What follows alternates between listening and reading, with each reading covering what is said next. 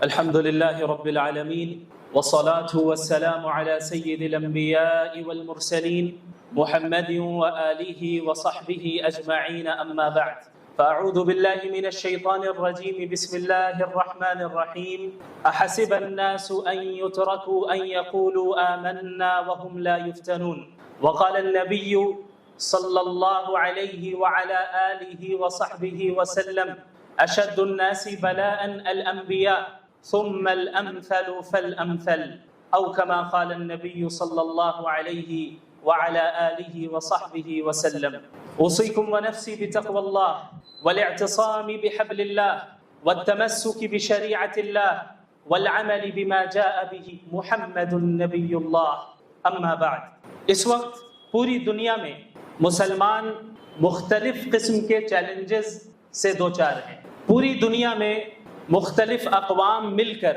مسلمانوں کو ذلیل و رسوا کرنے پر تلی ہوئی ہیں۔ مسلمانوں کے خون کو پانی سے زیادہ سستا بنا دیا گیا ہے اور مسلمانوں کو ہر میدان میں پیچھے رکھنے کی کوشش جو صدیوں سے چلی آ رہی تھی اس میں بہت حد تک اقوام عالم کامیاب نظر آ رہی ہیں۔ ان جیسے حالات میں بہت سے سادہ لوگ مسلمان ایسے ہیں جو یہ سمجھتے ہیں کہ ہم چونکہ دین اسلام پر عمل کر رہے ہیں تو آخر ہمارے اوپر اس طرح کی آزمائش کیوں آ رہی ہے؟ ہم اللہ کے نبی محمد الرسول اللہ صلی اللہ علیہ وسلم کے ماننے والے ہیں، ہم تو توحید کے قائل ہیں، ہم تو قرآن کریم کو اللہ کا کلام تسلیم کرنے والے ہیں، پھر آخر دنیا میں ہمیں ذلیل و رسوا کیوں کیا جا رہا ہے؟ اور بسا اوقات اس طرح کے شبہات اور اشکالات کے نتیجے میں ایک عام مسلمان کا ایمان متزلزل تک ہو جاتا ہے اور باقاعدہ اسلام مخالف طاقتوں کی طرف سے اس طرح کے اعتراضات اور اشکالات مسلمانوں کے ذہن میں پیدا کرنے کی کوشش کی جاتی ہے تاکہ مسلمان مایوس ہو جائیں، تاکہ مسلمان دین اسلام سے پیچھے ہٹ جائیں اور باطل طاغوتی نظام کے سامنے اپنے آپ کو سرنڈر کر دیں۔ ہمیں معلوم ہونا چاہیے کہ اس طرح کی آزمائش جس سے اس وقت موجودہ زمانے میں امت مسلمہ دوچار ہیں، ایسا نہیں ہے کہ اس طرح کی آزمائش یہ پہلی مرتبہ امت مسلمہ پر آ رہی ہے یا یہ کہ اللہ کے ماننے والوں پر پہلی مرتبہ اس طرح کی آزمائش آ رہی ہے، بلکہ آپ اگر قرآن کریم کا مطالعہ کریں گے، اللہ کے نبی محمد الرسول اللہ صلی اللہ علیہ وسلم کی احادیث کا مطالعہ کریں گے تو آپ کو معلوم ہوگا کہ پچھلی قوموں کے اوپر بھی اس طرح کی آزمائشیں آئیں جو اللہ کے ماننے والی قوم تھی، ایسی قوم جو انبیاء کی اطاعت کرنے والی تھی، انہیں بھی مصائب سے مشکلات سے دوچار کیا گیا، یہاں تک کہ خود انبیاء علیہم السلام مصائب اور مشکلات سے دوچار ہوئے، اور محمد الرسول اللہ صلی اللہ علیہ وسلم جو سید الانبیاء ہیں، افضل الانبیاء ہیں، انہیں سب سے زیادہ اس دنیا میں تکلیف پہنچائی گئی۔ اگر محض ایمان لے آنے کا نتیجہ یہ ہوتا کہ اس دنیا میں بھی مسلمانوں کو کسی طرح کی تکلیف نہ دی جاتی تو اس کے سب سے زیادہ مستحق خود محمد الرسول اللہ صلی اللہ علیہ وعلی آلہ وصحبہ وسلم تھے، لیکن اللہ کے نبی صلی اللہ علیہ وسلم نے کیا فرمایا؟ آپ صلی اللہ علیہ وسلم نے فرمایا اشد الناس بلاء الانبیاء، اس دنیا میں سب سے زیادہ آزمائشیں انبیاء کو آتی ہیں، ثم الامثل فالامثل، پھر دین کے اعتبار سے ان سے قریب تر جو ہوگا اس کے اوپر آزمائشیں آئیں گی۔ تو آزمائشوں کا آنا یہ اس بات کی ہرگز دلیل نہیں ہے کہ ہم حق پر نہیں ہیں، بلکہ آزمائشوں کا آنا ایک اعتبار سے اس بات کی دلیل ہے کہ ہم حق پر ہیں اور ہم اللہ کے نبی صلی اللہ علیہ وسلم کے ماننے والے ہیں اور اللہ کے نبی صلی اللہ علیہ وسلم کے طریقے کے مطابق زندگی گزارنا چاہتے ہیں۔ آپ کو معلوم ہونا چاہیے کہ خود اللہ کے نبی صلی اللہ علیہ وسلم کو اپنی زندگی میں کتنی تکلیفوں کا سامنا کرنا پڑا، کس طریقے سے اللہ کے نبی صلی اللہ علیہ وسلم کو قتل کرنے کے منصوبے بنائے گئے، کس طریقے سے آپ صلی اللہ علیہ وسلم کو کعبے کے سامنے عبادت کرنے سے مشرکین مکہ روکا کرتے تھے۔ ایک مرتبہ اللہ کے نبی صلی اللہ علیہ وسلم سجدے کی حالت میں تھے کہ ایک مشرک آیا اور آپ صلی اللہ علیہ وسلم کے اوپر اونٹ کی گندگی کو، جھڑی کو آپ صلی اللہ علیہ وسلم کے اوپر ڈال دیتا ہے۔ اسی طرح ایک مرتبہ اللہ کے نبی صلی اللہ علیہ وسلم حرم میں موجود تھے، ایک مشرک آگے بڑھتا ہے اور ایک چادر کے ذریعے آپ صلی اللہ علیہ وسلم کے گلے پر پھندا ڈالتا ہے اور اسے کھینچتا ہے، یہاں تک کہ حضرت ابو بکر رضی اللہ عنہ قریب آتے ہیں اور اللہ کے نبی صلی اللہ علیہ وسلم سے اس مشرک کو دور کرتے ہیں۔ اسی طرح اللہ کے نبی صلی اللہ علیہ وسلم کو کس طریقے سے طائف میں لہو لہان کیا گیا، آپ صلی اللہ علیہ وسلم اسی دین کے خاطر گئے تھے۔ اب یہ کون سی شخصیت ہے؟ یہ شخصیت وہ ہے جو اللہ کے نزدیک محبوب ترین شخصیت ہے۔ اللہ چاہتے تو انہیں اتنی آزمائشوں سے نہیں گزارتے۔ اللہ رب العالمین اس بات پر قادر تھے کہ بغیر کسی تکلیف پہنچے اللہ کے نبی صلی اللہ علیہ وسلم پر پورے جزیرۃ العرب کے تمام لوگ ایمان لے آتے، لیکن اللہ کے نبی صلی اللہ علیہ وسلم کو بھی آزمائشوں سے گزارا گیا۔ کیوں؟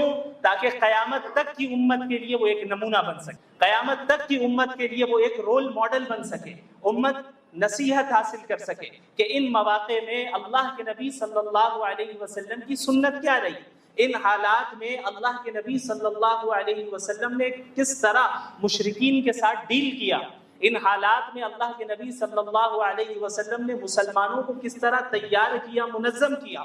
چونکہ آپ صلی اللہ علیہ وسلم کو قیامت تک کے لوگوں کے لیے نمونہ بنانا تھا، اسی لیے اللہ کے نبی صلی اللہ علیہ وسلم کو بھی ان آزمائش سے گزارا گیا، ان آزمائشوں سے گزارا گیا۔ 3 سال تک مشرکین مکہ نے شعب ابی طالب میں اللہ کے نبی صلی اللہ علیہ وسلم، مسلمان اور آپ کے خاندان والوں کا مکمل سوشل بائیکاٹ کیا، مکمل سوشل بائیکاٹ کیا، یہاں تک کہ مسلمانوں کے بچے ایک ایک دانے کے لیے ترس رہے تھے۔ یہ صورتحال گزری رسول اللہ صلی اللہ علیہ وسلم پر، اور آپ صلی اللہ علیہ وسلم کے صحابہ کرام نے بھی اسی طرح کی قربانیاں دی۔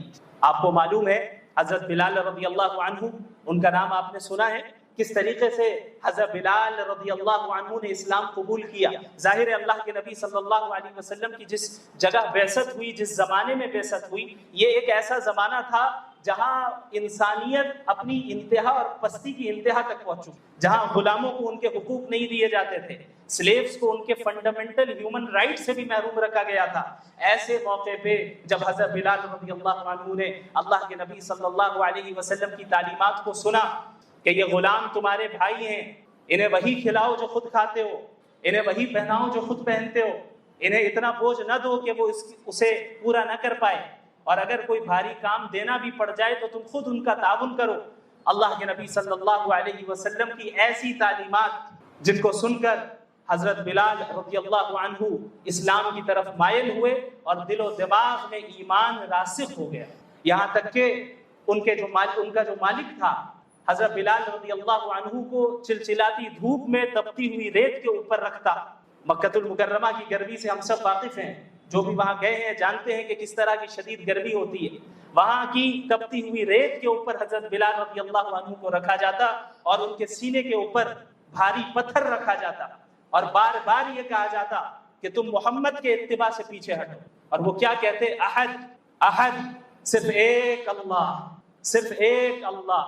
آخر کیا چیز تھی جو حضرت بلال رضی اللہ عنہ کے اندر داخل ہو گئی تھی؟ ایک ایسی چیز جو انہیں دنیا کی ہر طرح کی تکلیفوں کو جھیلنے کے لیے تیار کر رہی تھی اور انہیں مضبوطی دے رہی تھی، انہیں طاقت دے رہی تھی۔ حضرت سمیہ رضی اللہ عنہا جو اسلام کی سب سے پہلی شہیدہ ہیں، کس طریقے سے، کس بے دردی کے ساتھ اور بے رحمی کے ساتھ انہیں شہید کیا گیا، ان کی شرمگاہ میں نیزہ مارا گیا اور انہیں شہید کر دیا گیا۔ حضرت مصعب بن عمیر رضی اللہ عنہ، یہ صحابی رسول ہیں، آپ کو معلوم ہوگا کہ اسلام لانے سے پہلے کافی مالدار تھے اور 200 درہم کا کپڑے پہنا کرتے تھے اور کافی قیمتی خوشبو اور عطر کو استعمال کیا کرتے تھے، بڑی لگژریس لائف گزارتے تھے، ناز و نیام میں پلنے والے تھے۔ لیکن جب انہوں نے اسلام قبول کر لیا، ان کی زندگی میں انقلاب آ گیا۔ ایک انسان، ہم اور آپ اپنے اوپر ذرا غور کریں، ہم اپنے کمفرٹ زون سے باہر نہیں آنا چاہتے، ہمیں اپنی زندگی میں ذرا سی تکلیف آ جائے تو ہم اللہ سے شکایت کرتے ہیں، ذرا سی تکلیف آ جائے تو ہم یہ شکایت کرتے کہ ہمارے ہی ساتھ ایسا کیوں ہوا۔ حضرت مصعب بن عمیر کے بارے میں سنیے۔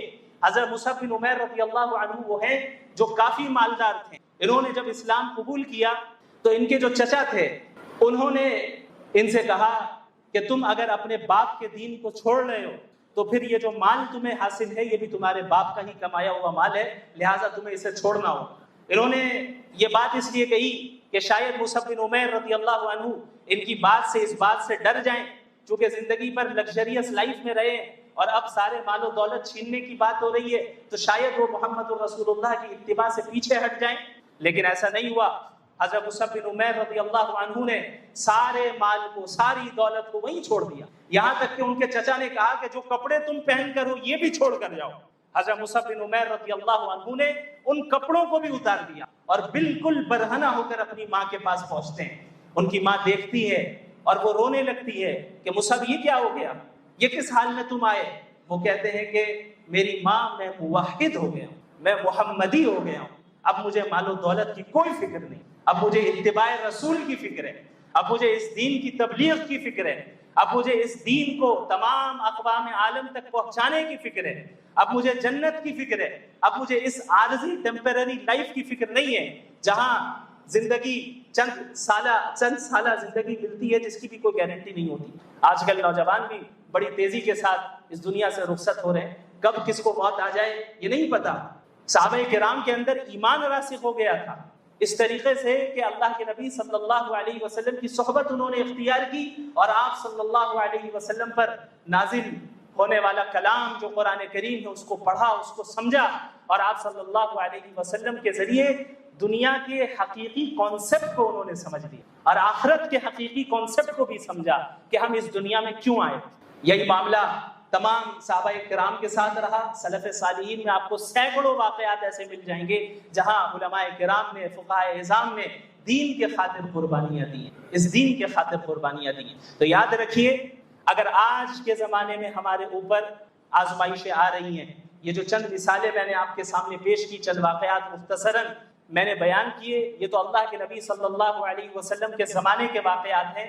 آج بھی اگر آپ کو اس کی زندہ مثال دیکھنی ہے تو فلسطین کے مسلمانوں کو دیکھ لیں، زندہ مثال آپ دیکھ لیں، جہاں ماں باپ اپنے معصوم بچوں کی لاش کو لے کر کھڑے ہیں اور اس وقت بھی اللہ کا شکر ادا کر رہے ہیں اور کہہ رہے ہیں اللہ ہی نے دیا ہے، اللہ ہی لینے والا ہے۔ ان کی زبان سے ایک شکایت کا کوئی لفظ تک نہیں نکل رہا ہے۔ یعنی ایسے ایمان والے آج بھی موجود ہیں۔ اگر ہم اس طرح نہیں بن پا رہے ہیں تو کمی ہمارے اندر ہے۔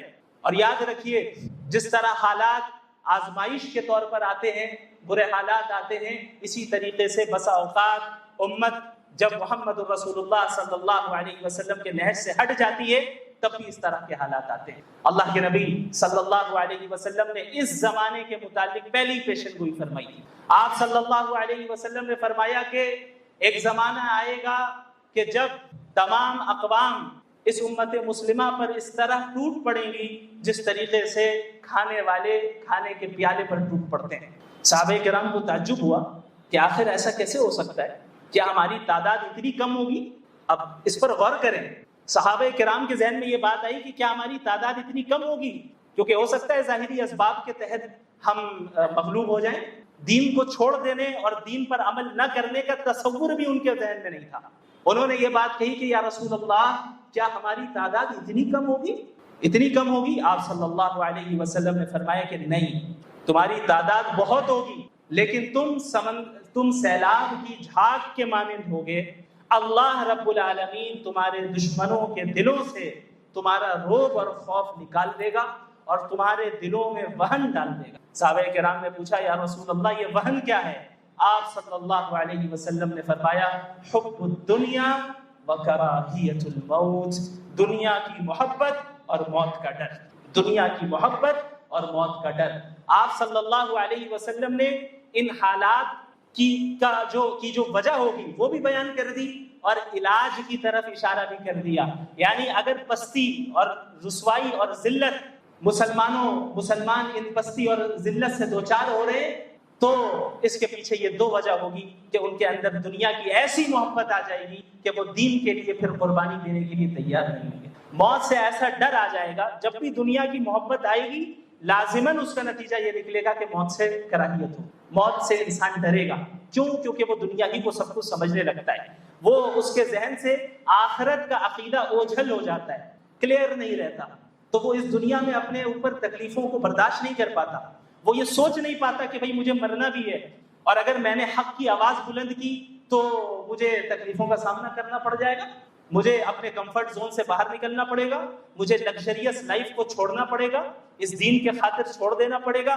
تو اللہ کے نبی صلی اللہ علیہ وسلم نے ان دونوں چیزوں کی طرف اشارہ فرما دیا کہ حب الدنیا و کراہیت الموت، دنیا کی محبت اور موت کا ڈر، یہ اس امت میں داخل ہو جائیں گی۔ لہٰذا اسی حدیث سے اس پستی کا حل بھی ملتا ہے، اور وہ حل یہی ہے کہ ہم امت مسلمہ مل کر اپنے اندر سے دنیا کی محبت کو ختم کریں اور اللہ کی حقیقی محبت اپنے اندر داخل کریں، آخرت کی حقیقی طلب اپنے اندر داخل کریں، اور ہم دنیا کے صحیح کانسیپٹ کو سمجھیں کہ ہم اس دنیا میں آئے ہیں یوں ہی نہیں پیدا کیے گئے، بلکہ ایک مشن کے ساتھ آئے، ایک مشن کے ساتھ آئے۔ ہماری ذمہ داری ہے کہ یہ 50 سالہ 60 سالہ زندگی یا جتنی بھی مل رہی ہے اس کو اللہ کے احکامات کے مطابق گزارے، تبھی قیامت کے دن آخرت میں وہ جنت ملے گی جس کے متعلق رسول اللہ صلی اللہ علیہ وسلم نے فرمایا ما لا عین رأت، جسے کسی آنکھ نے دیکھا تک نہیں، ولا اذن سمعت، جس کی حقیقت کو کسی کان نے سنا تک نہیں، ولا خطر علی قلب بشر، جنت ایسی جگہ ہے کہ جس کے کسی کے امیجنیشن میں بھی نہیں آیا، وہ جنت کسی کے امیجنیشن میں بھی نہیں آئی، ایسی جگہ ہے، ایسی لگژریس لائف آپ کو ملے گی جہاں کبھی کوئی موت نہیں آنے والی، جہاں کبھی کوئی بیماری نہیں، جہاں کوئی فقر و فاقہ نہیں، جہاں کسی طرح کی تکلیف نہیں۔ لیکن وہ جنت یاد رکھیں اتنی سستی نہیں ہے، اتنی سستی نہیں ہے۔ احسب الناس ان يتركوا ان يقولوا آمنا وهم لا يفتنون، کیا لوگوں نے یہ سوچ لیا ہے کہ وہ بس یہ کہہ دیں گے کہ ہم ایمان لے آئیں تو ہم انہیں چھوڑ دیں گے، انہیں یوں ہی چھوڑ دیا جائے گا اور انہیں فتنوں میں اور آزمائشوں میں مبتلا نہیں کیا جائے گا، انہیں جانچا نہیں جائے گا کہ کیا ان کا اقرار صحیح ہے یا غلط ہے؟ صرف محض کلمہ پڑھ دینے سے جنت مل جائے ایسا نہیں ہوگا، اس دنیا میں آزمائشوں کا سامنا کرنا ہوگا، پھر ان آزمائشوں میں جمنا ہوگا، ڈٹنا ہوگا، صراط مستقیم پر قائم رہنا ہوگا۔ اور اس کے لیے یاد رکھیں اس وقت جو صورتحال پوری امت مسلمہ کی قائم ہے، خصوصاً ہمارے ملک میں، اس بات کا عزم کر لیں کہ ہم اپنے تمام مفادات کو پیچھے رکھیں گے اور اسلام کے اجتماعی مفاد کو ترجیح دیں گے، چاہے وہ مفاد نسلی ہو، چاہے وہ مفاد خاندانی ہو، چاہے وہ مفاد مسلکی ہو، چاہے وہ مفاد جماعتی ہو، کوئی بھی مفاد ہو، سب سے پہلے ترجیح اگر کسی مفاد کو حاصل ہے تو وہ اسلام کے اجتماعی مفاد کو حاصل ہے۔ لہٰذا سب سے پہلا کام ہمارا یہ ہے کہ ہم بحیثیت امت مسلمہ متحد ہوں، کلمہ توحید پر متحد ہوں، باطل کے خلاف متحد ہوں۔ ہم یہ نہیں کہتے کہ سارے مسلمان ایک ہی مسلک اختیار کر لے، سارے مسلمان ایک ہی فرقہ اختیار کر لے، یہ بظاہر عملی طور پہ مشکل ہے، بلکہ بسا اوقات اس کے نتیجے خراب نکل سکتے ہیں۔ میری دعوت یہ ہے کہ ہم کلمہ توحید پر تو متفق ہو جائیں، ہم باطل کے خلاف تو متحد ہو جائیں۔ اگر ہم نے یہ اتحاد کر لیا اور اللہ اور اس کے رسول کی اطاعت کو اور اللہ اور اس کے رسول کی تعلیمات کو اپنی زندگی میں شامل کر لیا تو یاد رکھیے دنیا کی کوئی طاقت آپ کا کچھ نہیں بگاڑ سکتی۔ یہ اللہ کا وعدہ ہے، وَأَطِيعُوا اللَّهَ وَرَسُولَهُ وَلَا تَنَازَعُوا فَتَفْشَلُوا وَتَذْهَبَ رِيحُكُمْ وَاصْبِرُوا إِنَّ اللَّهَ مَعَ الصَّابِرِينَ۔ اللہ اور اس کے رسول کی اطاعت کرو، آپس میں تفرقہ نہ ڈالنا، آپسی لڑائیوں میں نہ پڑنا، فرقوں میں نہ بٹ جانا۔ اگر تم ایسا کرو گے تو تمہاری ہوائیں اکھڑ جائیں گی، تم باطل کے سامنے نہیں ٹک پاؤ گے، باطل تم پر غالب آئے گا، تم اس دنیا میں مغلوب ہوگے۔ لہٰذا صبر کرو، اتحاد قائم کرو، اطاعت اپنے اندر لاؤ۔ اللہ نے وعدہ کر رکھا ہے وَلَا تَهِنُوا وَلَا تَحْزَنُوا وَأَنْتُمُ الْأَعْلَوْنَ إِن كُنتُم مُؤْمِنِينَ۔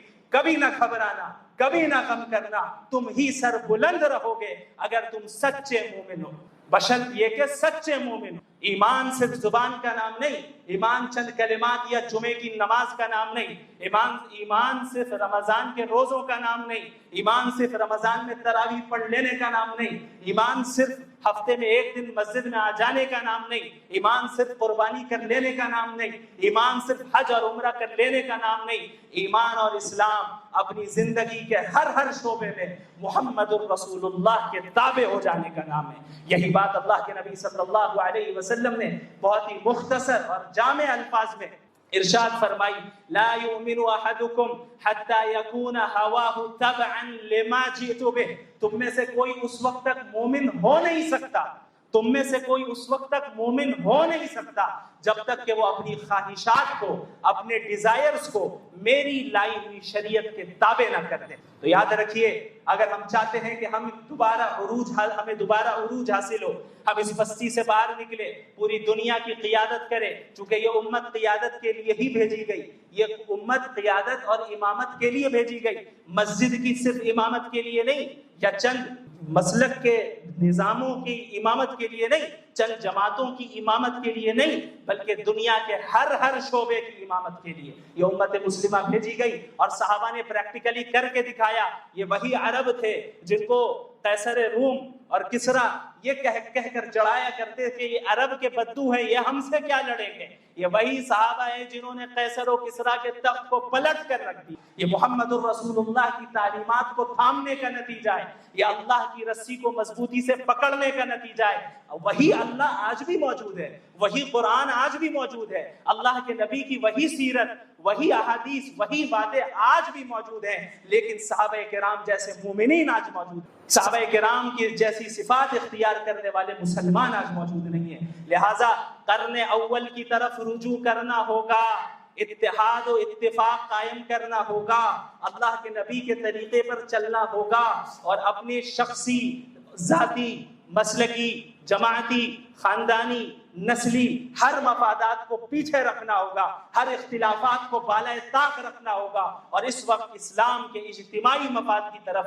توجہ دینی ہوگی۔ اللہ رب العالمین ہم سب کو ان باتوں پر حقیقی معنی میں عمل کرنے کی توفیق عطا فرمائے۔ میں یہاں پہ کوئی رسمی تقریر کرنے نہیں آیا ہوں، میرا یہاں پہ آنے کا مقصد صرف یہی ہے کہ امت میں اتحاد قائم ہو۔ اس طرح کے علماء کرام آپ کو کئی ملیں گے، آپ کو کئی واعظین ملیں گے، کئی مقررین ملیں گے جنہیں آپ ہمیشہ سے سنتے آ رہے ہیں۔ اسی طرح میں بھی آ گیا، چند باتیں عرض کر دی، آپ سن لیں اور باہر نکل کر پھر اسی طرح میری باتوں کو بھلا دیں جس طریقے سے پچھلے 50-60 سال سے بھلاتے آ رہے ہیں، یا 20-25 سال سے بھلاتے آ رہے ہیں۔ تقریر کو محض ایک ہم نے انٹرٹینمنٹ کا اگر ذریعہ بنا دیا ہے تو یاد رکھیے یہ ہمارے لیے بڑے خطرے کی بات ہے۔ میں یہاں آپ کی تعریف سننے نہیں آیا، آپ سے داد حاصل کرنے نہیں آیا، آپ سے کوئی مال حاصل کرنے نہیں آیا، آپ سے کسی طرح کا کوئی دنیاوی فائدہ حاصل کرنے نہیں آیا۔ میں اپنی ذمہ داری پوری کرنے کے لیے آیا ہوں کہ اللہ کے اس بات کو، اللہ کے اس پیغام کو آپ تک پہنچاؤں، تاکہ امت مسلمہ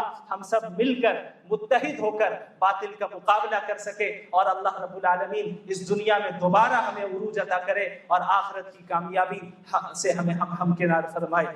اقول قولي هذا واستغفر الله لي ولكم ولسائر المسلمين من كل ذنب فاستغفروه انه هو الغفور الرحيم۔ سب سے پہلی دلیل تو ہماری وہی ہے جو ہم نے آپ کو بتایا کہ خدا کی ہر نشانی، اس کائنات کی، اس کائنات کا اس بات کی یہ کائنات اس کائنات کو بنایا ہے، ڈیزائن کا ڈیزائنر۔ اور میں نے یہ بھی بتایا تھا غالباً کہ سائنس نے آج یہ بھی پروف کیا ہے کہ یہ یونیورس ایکسپینڈ، یہ کائنات ایکسپینڈ کر رہی ہے، پھیلتی جا رہی ہے، رفتار کے ساتھ یہ کائنات پھیل رہی ہے۔ رفتار میں 1% بھی اگر اضافہ ہو جائے، رفتار تیز ہو جائے، یا 1% بھی وہ رفتار ہو جائے، کم ہو جائے، تو یہ کائنات ختم۔ اتنے پرفیکشن کے ساتھ اس کائنات کا چلنا، اتنی ایکوریسی کے ساتھ اس کائنات کا ایکسپینڈ ہونا، یہ اس بات کی دلیل ہے کہ کوئی نہ زبردست طریقے سے کنٹرول کر رہا ہے۔ اس کے علاوہ دلائل تو بہت سارے ہیں، لیکن ہم بھی اکتفا کریں گے چونکہ اسلامک میں کئی سارے موضوعات کو 2 کلاس 3 کلاس نہیں، ہم چاہیں گے کہ ہوئے اور جامع بات آپ لوگوں کو بتا دی جائے، اس پہ زیادہ بہرحال فزکس کے مختلف لاز میں سے ایک کوزیلٹی کا، ایک قانون کوزیلٹی، وہ کیا ہوتا ہے کہ کائنات کے اندر ہر چیز کا کوئی نہ سبب ہے، اس میں کاز اینڈ ایفیکٹ کہیں، کاز اینڈ ایفیکٹ، اردو میں ہم اسے سبب اور مسبب کہتے ہیں، یا پھر علت اور معلول کہتے ہیں، کہ ہر ایفیکٹ کا کوئی نہ کوئی کاز ہونا، ہر ایفیکٹ کا کاز ہونا ضروری۔ اسی طرح ہمارا جو ہم ایک ظاہری، ہمارا ظاہری کاز کو وہ ہمارے والدین کا ظاہری کاز اور ظاہری ان کے والدین، تبھی تو یہ اگر ہمارے والدین ہے، اگرچہ ہم نے شاید اپنے دادا پردادا کو دیکھا، لیکن کوئی اس بات کا انکار نہیں کر سکتا کہ ہمارے دادا پردادا موجود، کیونکہ ہمارا موجود نہ، یہ اس بات کی دلیل ہے کہ ہمارے پردادا ہم افیکٹ ہیں، اور ہمارے ظاہری والدین، اور ہمارے والدین کے ظاہری ان کے والدین، ان کا سبب، یہاں تک حضرت، اور پھر حضرت آدم علیہ السلام کا کاز اور سبب کون ہے؟ وہ جو سبب ہے ہم اسے کہتے ہیں اس سبب اول، یعنی دا فرسٹ کاز، اور ہم اسی فرسٹ کاز کو خدا مانتے، اللہ مانتے. تو یہ پوری دنیا، یہ جو کائنات ہے، اس کا جو کاز ہے، فرسٹ کاز ہے، خدا ہے. اچھا، اب آپ جب یہ بات کریں گے، اس کی جانب سے یہ بات آئے گی، اعتراض ہو کہ بھئی ٹھیک ہے، اگر ہم کریں، اگر کوئی انسان کہہ دے کہ ہم کاز اینڈ افیکٹ کے لا کو نہیں مانتے، تو سائنس کی دنیا میں اسے پاگل سمجھو، وہ چاہے کرسچن ہو، عیسائی ہو اور پڑھتا، سب اس لا کو سب مانتے ہیں، کاز اینڈ افیکٹ والے لا کو. تو اب یہ امیر اعتراض کیا کریں کہ بھئی ٹھیک ہے، ہر افیکٹ کا کوئی نہ کوئی کاز ہے، ہر مسبب کا کوئی نہ کوئی سبب ہے، ہر معلوم کوئی علت ہے. تو پھر یہ بتاؤ کہ پھر خدا کا سبب کیا ہے؟ پھر خدا کا وجود کہاں سے آئے؟ خدا کا سبب کیا ہے؟ ایک آپ کے ہر چیز کا ایک سبب ہے، خدا کا کیا ہے؟ تو اب اس کا جواب سن لیں آپ. اس کا جواب یہ کوزیلٹی کا لا ہے، یہ فزکس کا ایک لا، کاز اینڈ افیکٹ تو مسبب کا یہ لا ہے، یہ قانون، یہ فزکس کا ایک قانون. موضوع کیا ہے؟ فزکس کا موضوع یہ کائنات ہے. فزکس کا موضوع کائنات کی لمیٹیشن. لہٰذا اس کائنات کی لمیٹیشن کے اندر جو بھی ذات ہوگی اس قانون کی پابند ہوگی. لیکن خدا کی بات کا ہمارا یہ عقیدہ ہے، ہمارا رب لمیٹیشن اور تمام زمان و مکان سے پاک ہے. اللہ رب العالمین کو کائنات کی لمیٹیشن کے اندر قید نہیں کیا جا سکتا. اللہ اس کائنات کی لمیٹیشن کے باہر ہے. لہٰذا اللہ اس کائنات کی لمیٹیشن کا پابند ہوتا اگر، تب تو ہم کہتے کہ بھئی خدا کا بھی، لیکن خدا کائنات کی لمیٹیشنز کا پابند نہیں ہے. وہ ہر زمانے اور ہر جگہ سے پاک ہے. زمانے یہ جگہ کی سے پاک ہے، لمیٹیشن سے پاک ہے. لہٰذا فزکس کا یہ لا خدا پر منطبق نہیں ہو. فزکس کا جو موضوع کیا ہے تو یہ کائنات اور کائنات کی لمیٹیشن. بہرحال اس دوسرے انداز میں اس طرح اور خدا کے متعلق یہ سوال کر کیوں غلط ہے کہ خدا کو اتنا اگر تک آپ لے آئیں گے تو مانے گا، بالفرض مان لے کہ خدا ہے، تو پھر خدا کو کس کاز اینڈ افیکٹ کا مسئلہ ہر ایک پر منطبق کیا جائے تو پھر خدا کو اگر کسی نے بنایا تو پھر سلسلہ چلتا رہے. تو ظاہر سی بات ہے یہ جو فزکس کا لا ہے اس یہ کائنات اور کائنات کی چیزیں ہیں چیزوں پر ان منطبق ہوتا ہے. تو کائنات کے ظاہر ہے کائنات کی پابند لمیٹیشن کے اندر ہے. رب العالمین زمان و مکان سے اور تمام لمیٹیشن سے پاک ہے. تو فزکس کا لا خدا پر منطبق کرنا یہ درست نہیں ہے. اب اس کو دوسرے انداز میں کس طرح سمجھ؟ اب آپ فزکس کا ہی ایک تھرموڈائنمک لاز ہے، اس کا جو قانون سیکنڈ لا آف تھرموڈائنمک، اس کا مفہوم یہ ہے، اس کا خلاصہ جو بات بتائی گئی، اسے بھی کوئی انکار نہیں. تھرموڈائنمکس کے سیکنڈ لا میں یہ بات بتائی گئی کہ یہ جو کائنات ہے اور اس کائنات کے اندر جو چیزیں ہیں، جتنے میٹرز ہیں، جتنے مادے ہیں، وہ سب خرابی کی طرف بڑھتے چلے جائیں. یعنی ایک وقت ایسا آئے گا جب اس کی کائنات کے لیے اتنی ہیٹ یا اتنی انرجی موجود نہیں ہوگی کہ یہ کائنات اسی طرح چل سکے. لہٰذا کائنات ایک دن ہو جائے گی. اسی کو بگ فریز کہتے ہیں. کیا کہتے ہیں؟ Big freeze. اس وقت کائنات کو اتنی انرجی چاہیے، جتنی ہیٹ چاہیے، سے ختم ہوتی جا رہی ہے. لہٰذا کائنات اور کائنات کے اندر چاہے ہم ہیں یا آپ ہیں، وہ خرابی کی طرف بڑھتی جا رہی ہے. انسان جوان ہوتا ہے پھر بڑھتا چلا جا، موت کی بڑھتا چلا جا رہا ہے. کوئی چیز ہے کتنے سال رہ لے، خرابی کی بڑھتی جا رہی ہے، بوسیدہ ہوتی جاتی ہے. پوری کائنات کا یہ رول ہے. یہ تھرموڈائنمکس کے سیکنڈ لا سے چلتا ہے. پوری کائنات اور کائنات کے میٹرز مادے ہیں، جن ختم ہونا ہے، وہ خرابی کی طرف آلریڈی آگے بڑھ رہے ہیں. ہم روز آگے بڑھ رہے ہیں موت کی طرف. اسی طرح کائنات کے اندر ہیٹ اور انرجی ختم ہوتی جا رہی ہے. وہ ایک دن آنا ہے کہ جب سب ختم ہو جائے گا. لہٰذا تھرموڈائنمکس کے سیکنڈ لا سے ہمیں یہ معلوم چلا کہ جب ایک چیز خرابی کی نہیں ہے تو ظاہر سی بات ہے اس چیز کی کوئی نہ کوئی بگننگ اور اس کی ابتدا ہے. یعنی ابتدا نہیں ہوتی وہ خرابی کی طرف نہیں بڑھتی. اب مثال کے طور پر اگر میں آپ سے کہ بھائی ایک انسان بوڑھا ہوتا جا رہا ہے، بڑھتا جا رہا ہے، تو یہ ہونے کے لیے اس کا پیدا ہونا ضروری، بگننگ اور ابتدا ہونا. انسان پیدا ہی تو بوڑھا کیسے ہو؟ یا مثال کے کہ آپ کے خراب ہوتا جا رہا ہے، کھانے خراب ہونے کے لیے کھانے کا بننا ضرور، کھانا بنایا ہی نہیں گیا تو کھانا خراب کیسے ہو؟ اس سے ہمیں معلوم ہوا کہ ہر وہ خرابی کی ابتدا ہے، اور اگر وہ بگننگ نہ ہو، ٹھیک ہے، تو ہر وہ ابتدا ہے جس کی شروعات ہے، اس کے متعلق یہ چیز ضرور، یہ سوال پوچھا جائے گا کہ بھئی جب ہوئی ہے تو وہ ابتدا کس نے کی؟ ہر اس چیز کے مطابق ڈائنامک کے سیکنڈ لا کے ذریعے ہمیں پتہ چل رہا ہے کہ اس کائنات کی ابتدا ہوئی ہے، اس کائنات کو کیا گیا ہے. لہٰذا کائنات کے متعلق سوال کرنا کہ اس کائنات کی ابتدا کس نے کی ہے، یہ تو 100% درست. لیکن جہاں تک خدا کا تعلق ہے، جہاں تک اللہ کا تعلق ہے، تو یہ ہمارا عقیدہ ہے مسلمانوں کا. مذاہب ایشور کا جو مذاہب سب سے اعلیٰ خدا کا جو تصور ہے اور اللہ کا جو وہ یہی ہے، اللہ ہمیشہ کوئی ابتدا نہیں ہے، کوئی. لہٰذا جس ذات کی ابتدائی نہ ہو، متعلق یہ سوال کرنا کہ اسے کس نے شروع بنایا، یہ سوال ہی لہٰذا کائنات کے متعلق سوال تم سے کرتے ہیں کہ اگر خدا نہیں ہے تو بتاؤ کائنات کس نے پیدا کیا؟ یہ سوفسٹ ہے کہ تھرمو ڈائنامکس کے سیکنڈ لا سے ہم چل رہا ہے کہ کائنات خرابی کی طرف جا رہی ہے، اور ہر وہ جو خرابی کی طرف جائے اس کا میں آنا، اس کا ابتدا ہونا ضروری ہے، اور ہر وہ ابتدا ہوتی ہے کاز اینڈ افیکٹ کا رول یہ بتاتا ہے کہ اس کا کوئی سبب تمہارا ہم کرنا کہ پھر اللہ کا کیا کاز ہے، اللہ کو بنایا، سب غلط ہے۔ کہ ہمارا عقیدہ ہی یہ ہے کہ اللہ رب العالمین زمان و مکان کی پابندی سے پاک ہے، بالا تر ہے، وہ ہمیشہ ہمیش سے ہے، کوئی ابتدا نہیں، کوئی انتہا نہیں، لہٰذا جس ذات کی ابتدا نہیں اس کے متعلق یہ ہرگز سوال نہیں کیا جائے گا اس کا کاز کیا ہے۔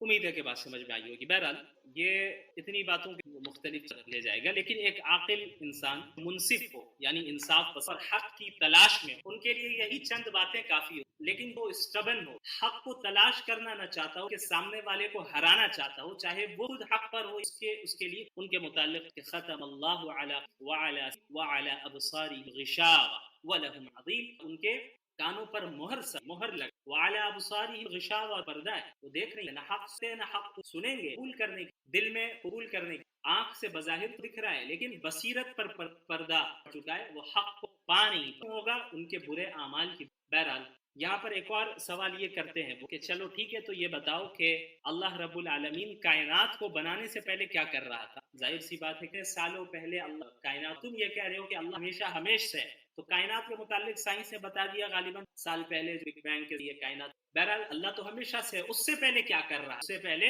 اللہ کر کیا رہا تھا؟ تو اب اسے سمجھیے، یہ جو ہم سوال کرتے ہیں کہ فلاں شخص یا فلاں ذات کیا کر رہا تھا یا کیا کر رہا ہے یا کیا کرے گا، اس کا تعلق پاسٹ، پریزنٹ، فیوچر سے، اور پاسٹ، پریزنٹ، فیوچر کا تعلق ٹائم کس سے ہے؟ ٹائم، زمانے سے۔ اور سائنس کر دیا ہے کہ ٹائم بگ بینگ کے بعد ہوا، ٹائم بگ بینگ کے بعد ہوا، یعنی بگ بینگ سے پہلے ٹائم کا کوئی نہیں تھا، یعنی ظاہر سی بات ہے ٹائم بگ بینگ کے بعد ٹائم، لہٰذا ٹائم بھی ایک، اور اب العالمین ٹائم سے باہر ہے، ٹائم کے اندر نہیں، لہٰذا ٹائم اندر جو لقات ہیں، اور آپ اور متعلق یہ سوال درست ہے کہ فلاں شخص کل کیا کر رہا تھا، آج کیا کر رہا ہے اور کل کیا کرے، یہ ہمارے لیے کہ ٹائم اور ٹائم کی ایک ابتدا ہے، ٹائم بھی اللہ رب العالمین ٹائم سے پاک، اللہ رب ٹائم کے لیے، لہٰذا کیا کر تھا، یہ سوال اللہ کے